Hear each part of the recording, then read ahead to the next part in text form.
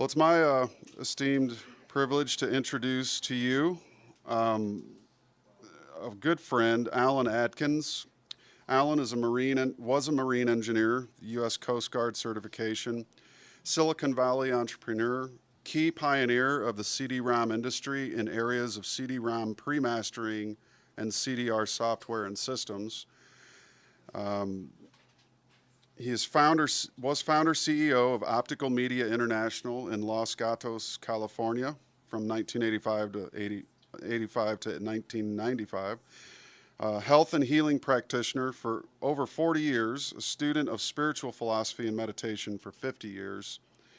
Alan's a world traveler and researcher in areas of human spirituality, health and healing, human microbiome and probiotics, energy systems, and structured water. He appeared with David William Gibbons for the dialogues on the Universal One that lasted some year and a half. And how many episodes was that, Alan, that you guys did? Like 128 or so? 70 some hours of recordings. And that's a really great series. You could probably find it by Googling Universal One dialogue, David Gibbons, Gibbons, and Alan Adkins. Again, Alan's a good personal friend, and he is one of the committee members on the Science and Research Committee. So very helpful and instrumental in helping us with the machining of the prototype and things like that, making some good connections for that to happen. So without further ado, please welcome Alan Lee Adkins.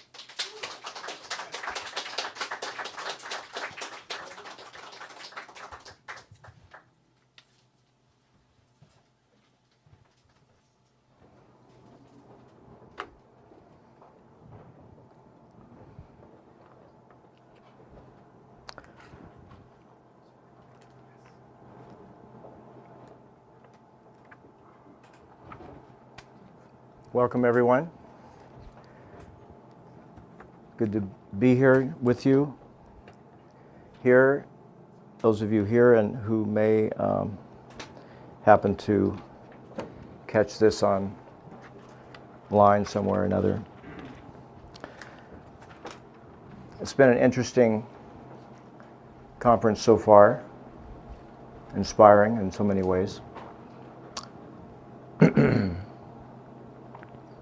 So I wanted to start with a kind of rededication, updated to the present moment, kind of extending this particular wave, if you will. I'm reading a acknowledgement written by Walter Russell somewhere around circa 1930. It's in the book The Russell General Radiative Concept, limited edition.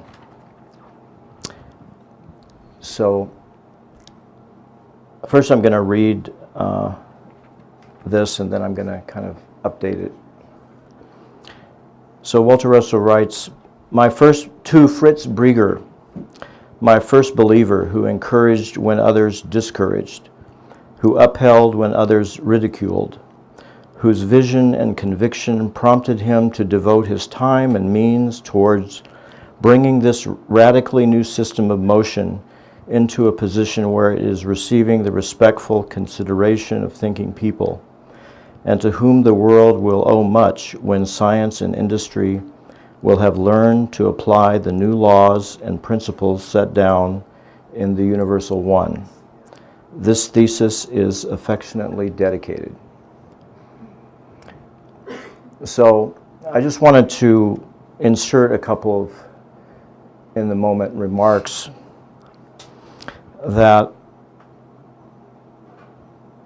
it could be said that it would have been interesting and helpful if the technology, the science in its applied form, demonstrable form, had gotten out to some meaningful degree. But for whatever reason, it went where it went, and here we are now. So as a member of our group who is finally going to be demonstrating this to which Walter Russell's referring here, I want to just say that You know, I appreciate and honor him, Lau, and all of those who have been participating in any way in furthering the work and allowing us to pick up the baton, as it were. And so with that, we'll start. So let's just take a moment, take a deep breath, breathe in, breathe out.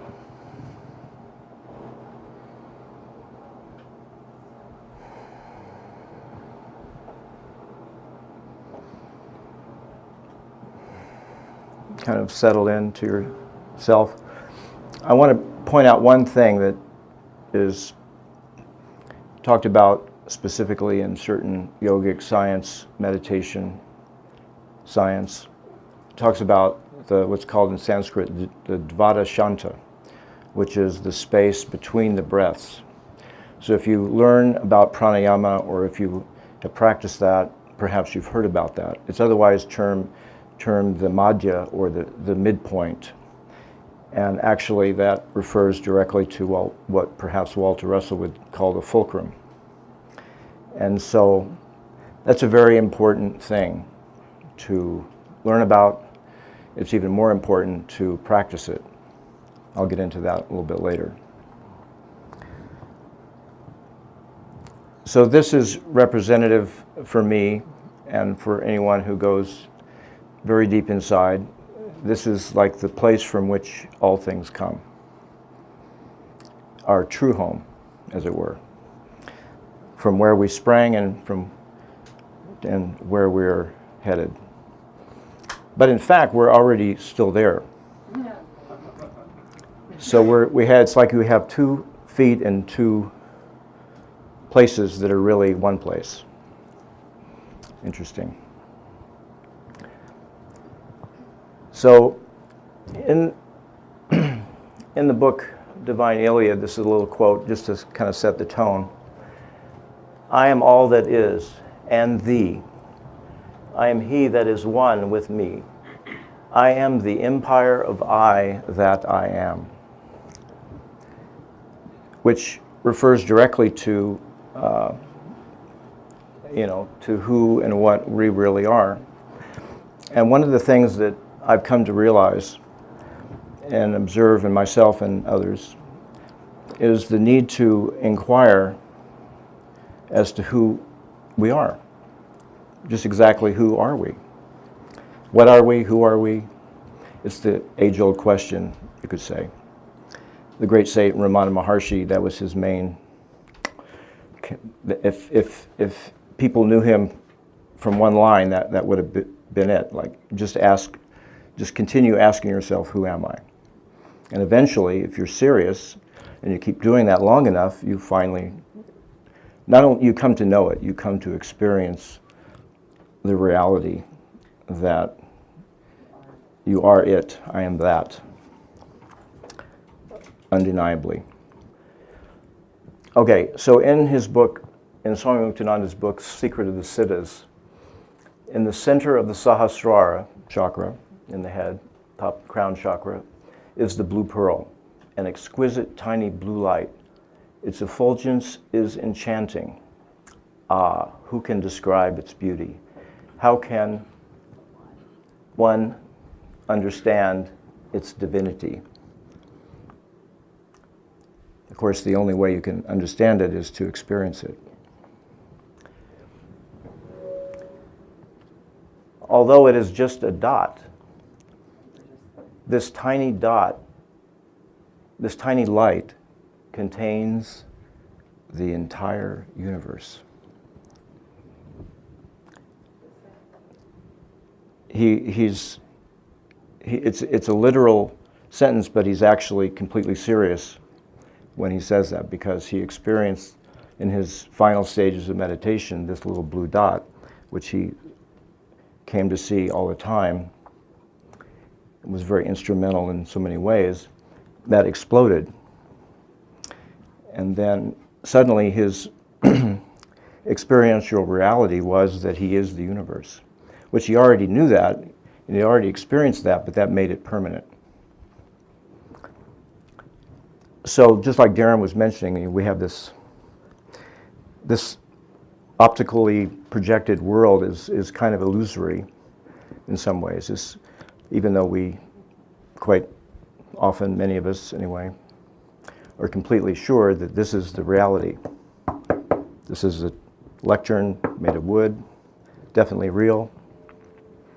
So in a certain frame of reference it is, but so he goes on to say, it is the form of the Supreme within us.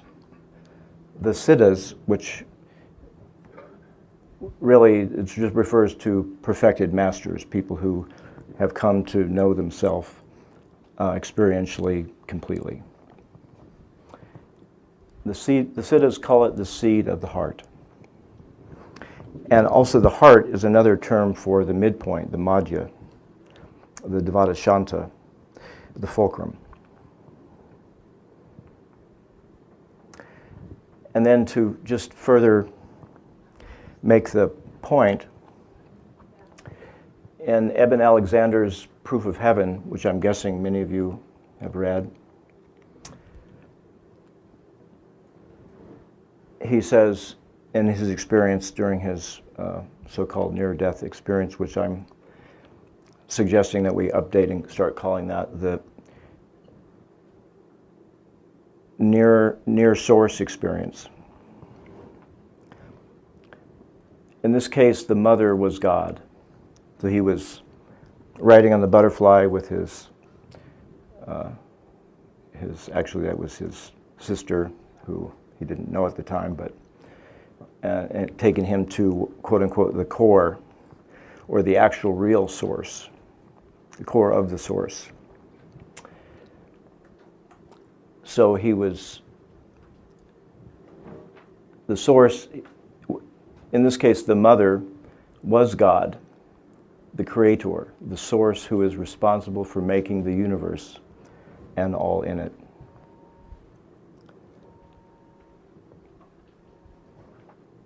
So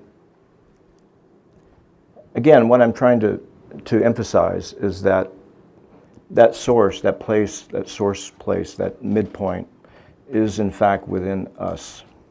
And that is us, actually who we really are. And he says in a different place in the book, wordlessly, it was communicated to him telepathically in a sense, meaning the truth, the message, the understanding, the knowledge arose within him automatically. You are loved and cherished. You have nothing to fear. There is nothing you can do wrong. Now, the importance of this sentence, especially for Judeo-Christian people or anybody really, as has been mentioned in the conference already in some ways, it's important that we, of course it's a nice phrase and it elicits perhaps a good feeling, but really we need to take it to heart in the fullest, most truest, most deepest sense that you can imagine. Because it's a really important message, because it actually, the sense that we're not loved or cherished leads to so much pain and suffering in our human society. And the fear, oh my goodness, that's front and center 24/7. Pumped out, broadcast, multi-megawatt power systems globally, and increased, seems, more and more all the time. So, and also we oftentimes are entrained or led to pick up the quality, the sense of unworthiness or lack of some talent or ability that you know, we don't want to make a mistake. We want to look good in front of other people. We want to, you know, have a high opinion of ourselves, but you know, sometimes it just isn't happening. So the fear And in the yogic science, they're called the blocks, the bandhas, the locks that prevent you from accessing your true heart. And so in order to loosen those blocks, to gain access to our true self, our deepest inner self, is understanding in a deeply profound, unequivocal, massive way that not only are we loved and cherished, we are love itself. And when you know that, we'll get to a really interesting, cool demonstration of that a little bit later. Well, if you know you are love itself, really, I mean, profoundly experientially, then that's it. There's no more need to ask the question. In fact, those people radiate it to the point where just being in their presence kind of assures you of that fact. And then you have nothing to fear, of course. If you know you are everything, then how could you be afraid of anything? There is nothing you can do wrong. So, anyway.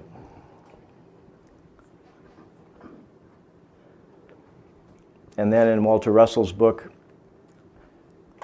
A New Concept of the Universe, he says, the basis of creation is the light of the mind which created it. So in fact, we are, I mean, the reality that we experience in this human plane, earthly plane, is made of this light and all in it. So that means we are, I mean, our sense of physical self is made of this light and all things in this and other realms. He goes on to say, God is the light of mind. God's thinking mind is all there is. Mind is universal. Mind of God and mind of man are one. So, we should take him at his word.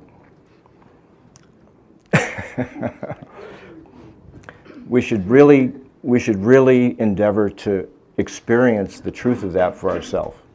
I mean, that should be really our life's mission, our mission. And in fact, it is. Whether we know it or not, that is the mission of our life. And that's the true potential that we have having a human life, which is incalculably rare and precious. And it's kind of interesting to see how little that's respected.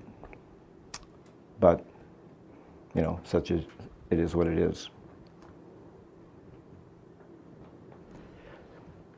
So,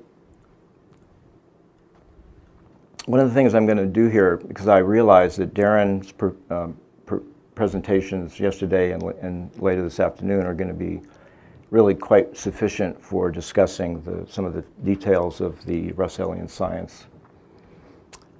So what I'm going to do is, assuming that there are people here or elsewhere who may listen to this presentations, do not fully comprehend what Russell science is talking about.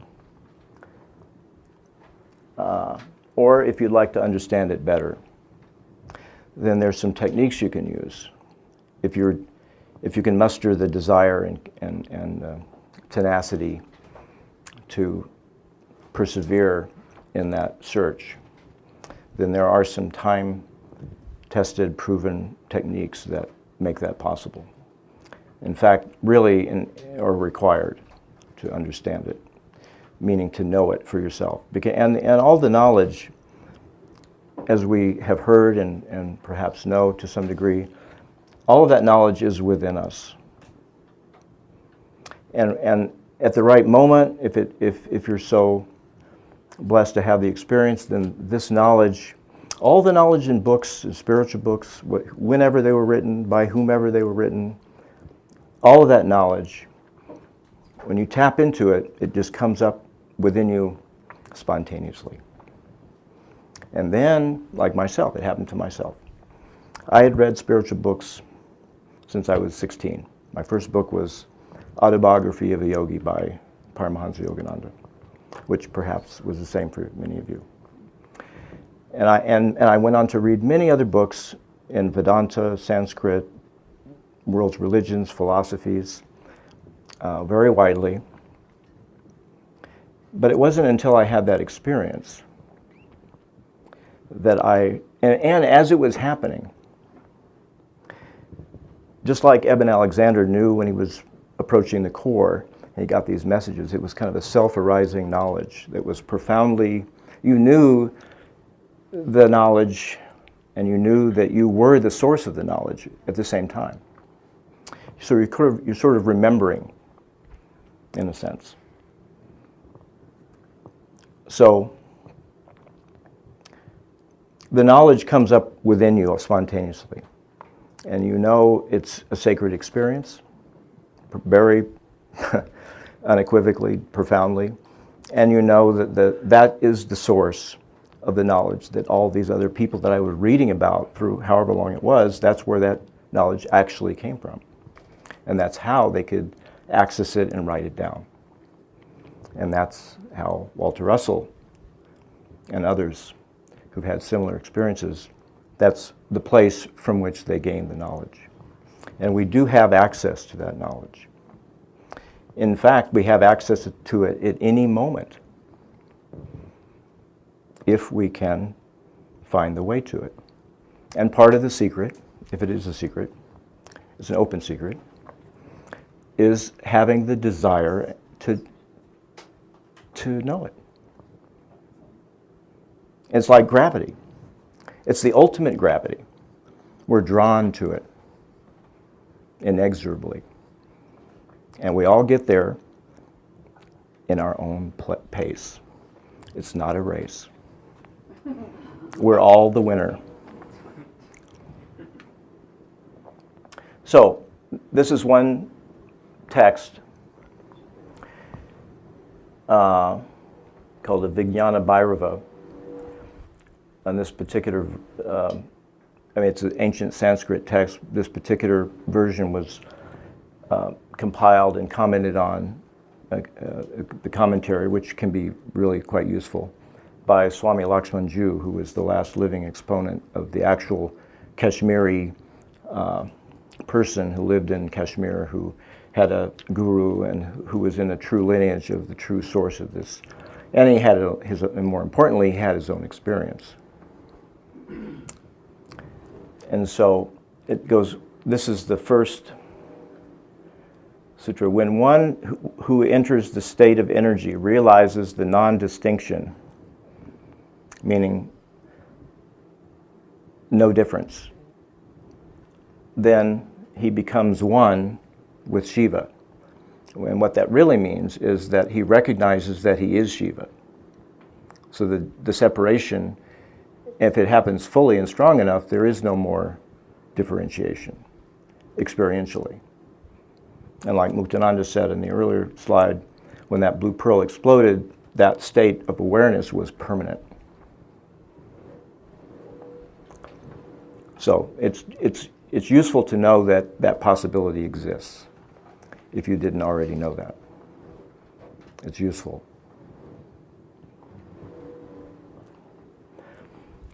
And so that text is one of the texts we'll play into what I wanted to get into about the technique for using to understand Russellian science, or anything for that matter.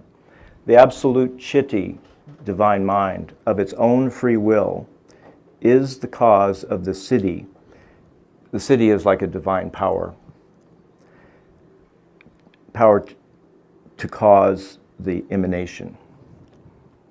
So in the beginning, as we've heard, in the beginning was the word Om. But, the power of divine intention, as we experience the vibratory, the auditory perception is a sound Om. But that goes on, that is the process of God projecting, emanating the universe. And as we do that attunement, like chanting Om or whatever attunement is a person's preference, if it's properly selected, then that will help you align to and allow you to remember. It's a trail of remembrance in a way. So I just wanted to re-emphasize the fact that, like I said earlier, the heart, the midpoint, the space between the breath, it's full of enormous potential, just a simple space between the breath, and the synchronizing of your awareness in that space as a technique. So Russell would have called it the fulcrum. Numerous spiritual philosophies, really all of them probably, call it the heart, the space of the heart, or the seat of the heart, the heart of hearts, which is, one great being said, the heart is the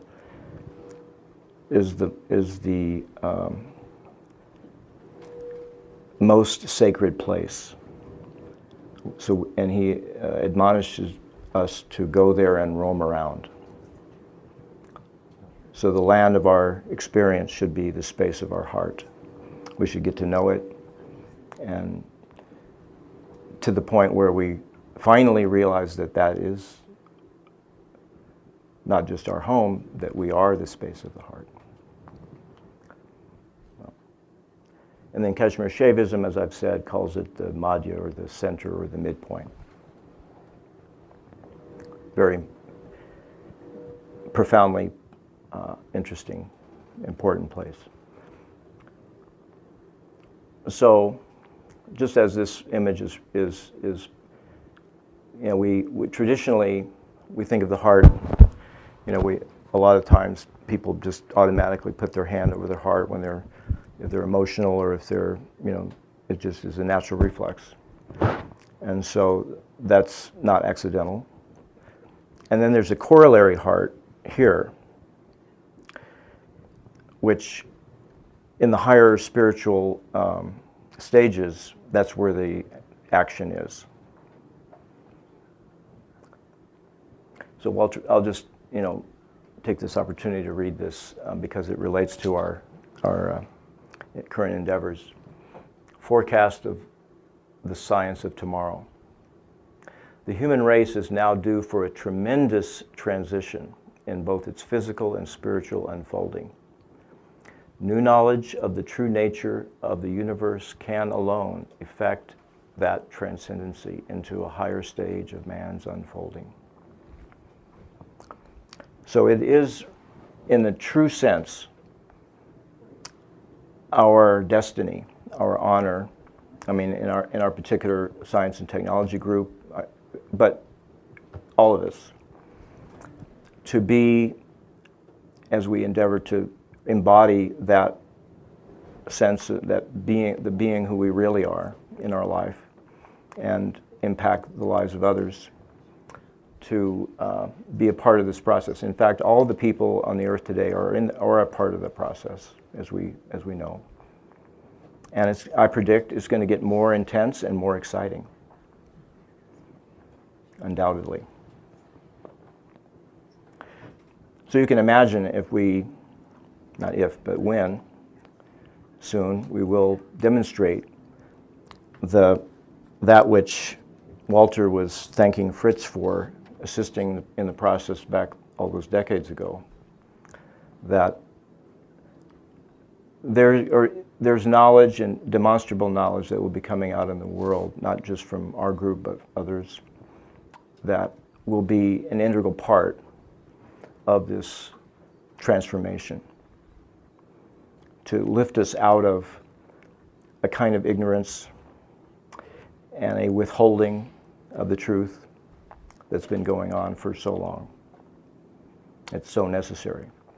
And when, as the saying goes, when something's time has come, there's no holding it back. It doesn't matter, because it's God's will.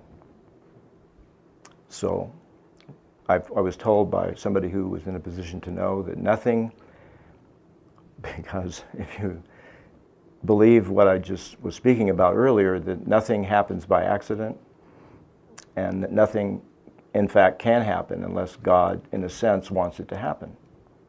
How could it? By definition. It's just our sometimes we don't have the ability to understand why it's happening.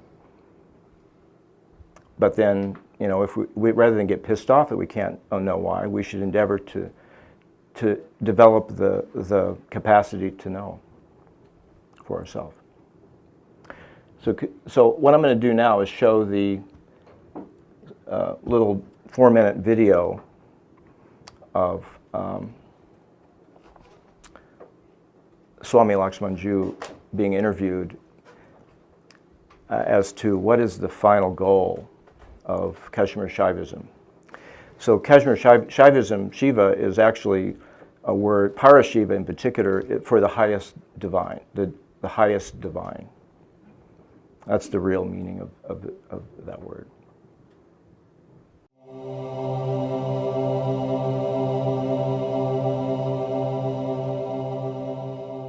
Swamiji, in the Shaivite philosophy, you're the greatest living authority in Shaivism.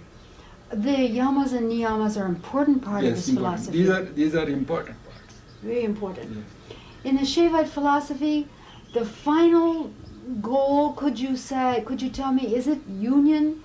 What is the final goal of the Shaivite? Final goal of in Shaivite philosophy is when individual unites with universal consciousness. With the universal consciousness.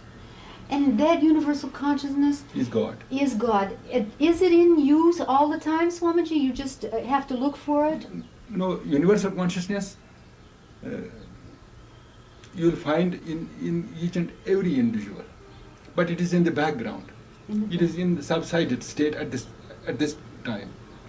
When you practice and meditate on some point explained by your master, then by and by this individuality vanishes in universality, and time comes when universal consciousness arises in one's own body, and he experiences that universal consciousness, and that is the state of God experience.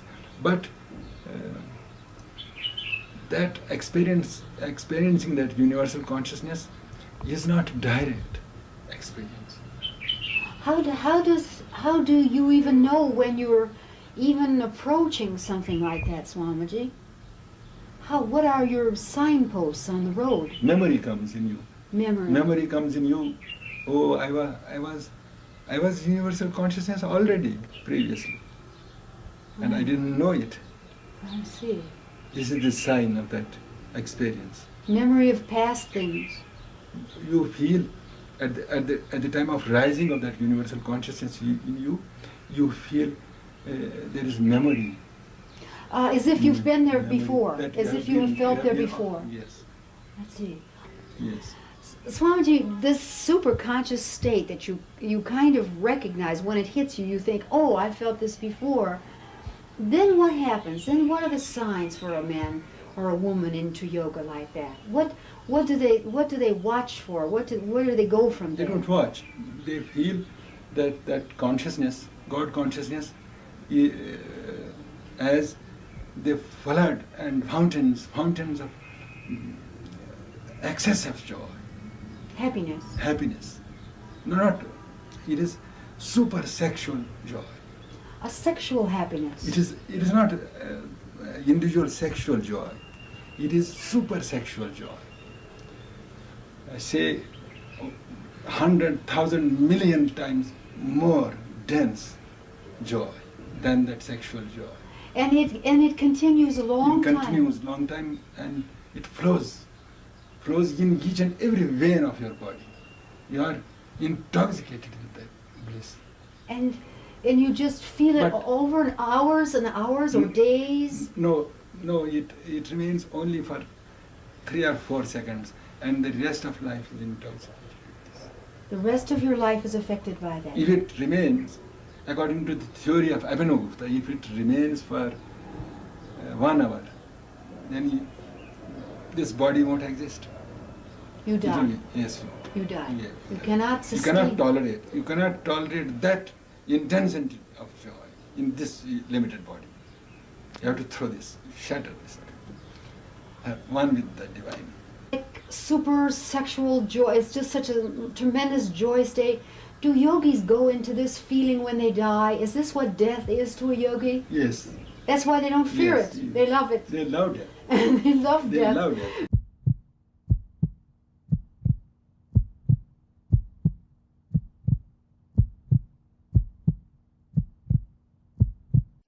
So I love it. He said it's not just a human sexual joy, it's a super sexual, and 100,000 million times more than what most people have ever experienced. For 3 or 4 seconds. And the most, yeah, well, as you said, if it lasts for, and can never last for more than an hour at full intensity, or the body will just disintegrate. 39 days.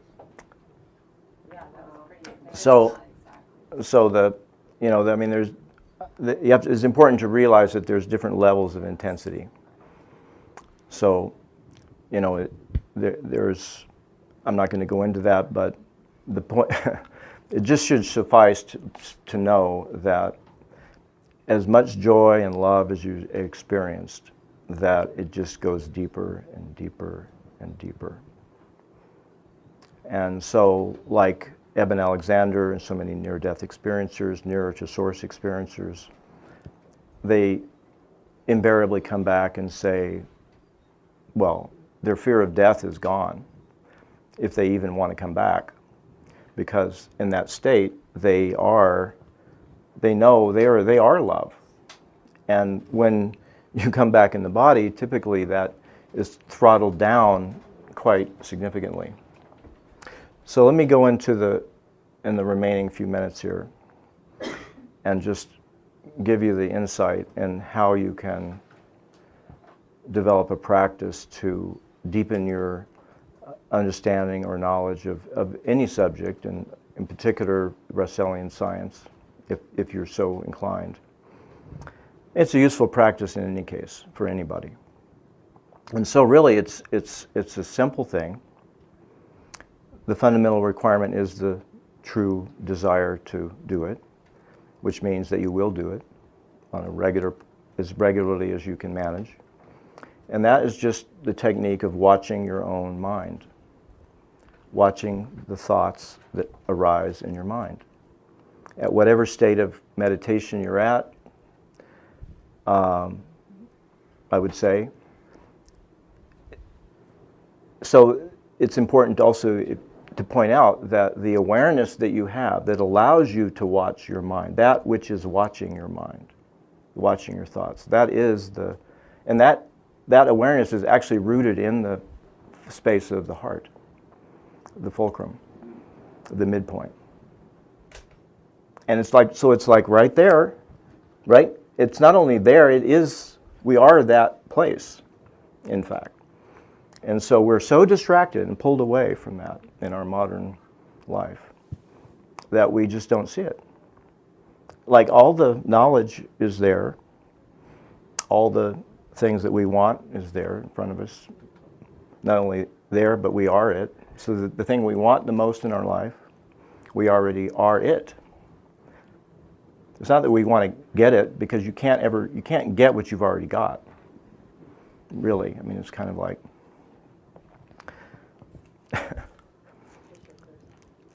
so anyway, so that technique, as you do that, as you practice that repeatedly, over and over and over again, just not in a forceful way, but just in a gentle, humble way, with consistency and sincerity, then just watching your thoughts. You'll begin to understand your thoughts better, and then as you go on, you'll begin to see why you're having the thoughts that you have, which leads to understanding why you do the things you do. Because thoughts lead to actions, intentions, and then you just go deeper and deeper. I've been told that most people, we have to presume, cannot think about any one thing for more than a few seconds. I mean, completely focus on it in their mind's eye. I'm not saying people in this room, but I'm just saying in general, It is what it is. And it's not a, it's not a judgment kind of thing. It's just, it is what it is. But if you want to be able to understand something, know more, then you have to, especially Russell science or something like that, you have to be able to, as you're reading the books, you have to be able to, as you read each word or phrase or sentence, you have to be able to throw it up, as it were, on your on your mental screen, and as if you're, it would even be helpful to kind of pretend that you're Walter Russell thinking about this. So you can get to the point where you could actually go into the space that he was in when he experienced what he's writing about through this technique. So you have to be able to visualize it in your mind's eye and hold it there. So as you do that, and then I want to go through.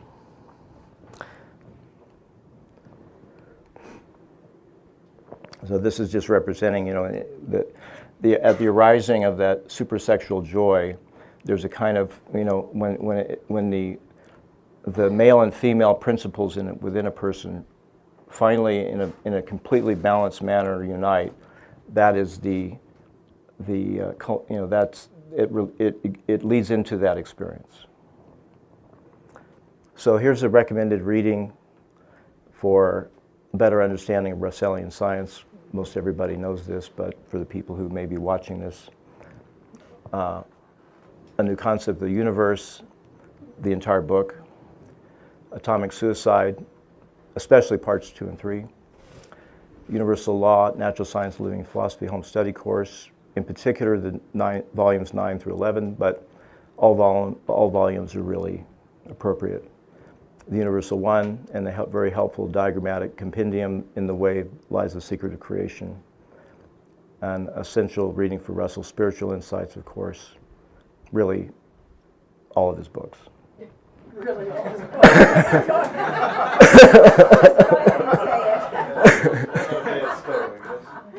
So, and then these are the books that, for people who want to explore Kashmiri Shaivism more in depth, Secret of the Siddhas by Swami Muktananda, Kashmiri Shaivism, The Secret Supreme by Swami Lakshman Ju, the Shiva Sutras, The Supreme Awakening, the Triadic Heart at Shiva, the Doctrine of Recognition, and the Vijnana Bhairava.